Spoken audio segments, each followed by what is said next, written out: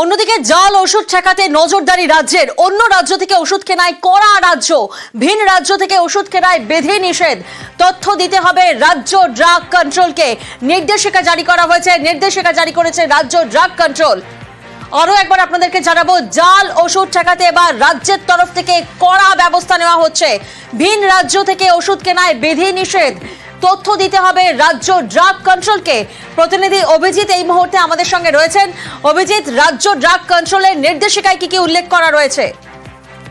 প্রিয়াঙ্কা, গত বেশ কিছুদিন ধরে যেটা পরিলক্ষিত হচ্ছিল যে গোটা রাজ্য জুড়ে যেভাবে জাল ওষুধের রমরমা হচ্ছিল এবং রাজ্য ড্রাগ কন্ট্রোল বোর্ড বিভিন্ন জায়গাতে অভিযান চালিয়ে এবং একই সঙ্গে কেন্দ্রীয় ড্রাগ কন্ট্রোল তারাও বিভিন্ন জায়গাতে অভিযান চালিয়ে দেখা যায় যে মূলত বিহার, উত্তরপ্রদেশ, হরিয়ানা, হিমাচল প্রদেশ, উত্তরাখণ্ড, দিল্লি এবং ওড়িশা থেকে কেনা ওষুধের ক্ষেত্রেই এই ধরনের বিভিন্ন জাল ওষুধ আসছে।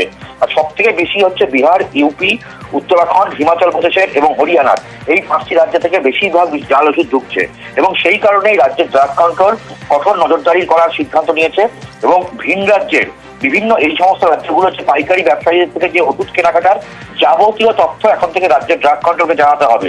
এবং দেখা যাচ্ছে যে বড় ডিসকাউন্টের লোভে অন্য রাজ্যের এই ভিন রাজ্যের অজানা ব্যবসায়ীদের থেকে বা তাদের কারখানা থেকে যেন ওষুধ না কেনা হয় সেই নির্দেশিকা জারি করতে হচ্ছে।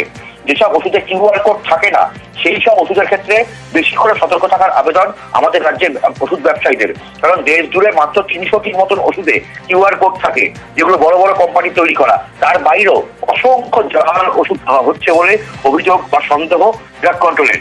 ভিন রাজ্যের ওষুধ বিক্রেতাদের লাইসেন্স, জিএসটি বিল সহ সবকিছু আরো পুঙ্খানুপুঙ্খভাবে খতিয়ে দেখার নির্দেশ আমাদের রাজ্যের যারা পাইকারি ব্যবসায়ীরা অর্থাৎ বড়বাজারের মেহতা বিল্ডিং, গান্ধী বিল্ডিং সহ বিভিন্ন জায়গাকার যে ব্যবসায়ীরা তাদেরকে এই নির্দেশিকায় দেওয়া হচ্ছে।